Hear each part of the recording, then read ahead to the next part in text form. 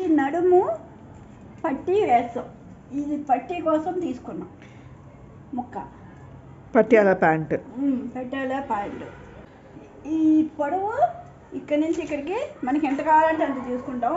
10 వెడల్పు ఈ నడుము ఎంత ఉందో అంత పన్నా తీసేసుకుంటాం. తీసేసుకొని ఈ బట్ట తీసుకొని పక్కకు పెట్టేసుకుంటాం. బట్ట తీసుకొని పక్కన పెట్టుకొని మన పన్నా ఉంది కదా, చీర పన్నా అంటాము, లేదంటే క్లాత్ పన్నా అంటాము.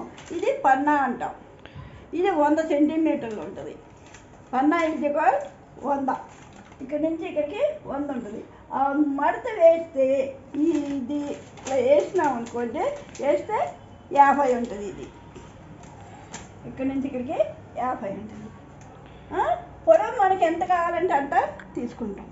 తీసుకుని తర్వాత పట్టీ కోసం 2 అంగుళాలు తీసుకుంటాం.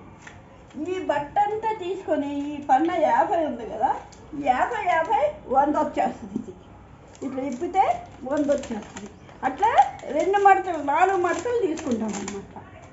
తీసుకొని కటింగ్ చేసుకుంటాం.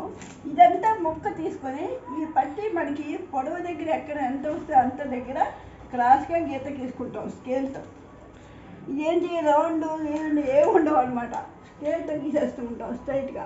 ఇట్లా ఇట్లా క్రాస్గా గీత గీసేసుకుంటాం.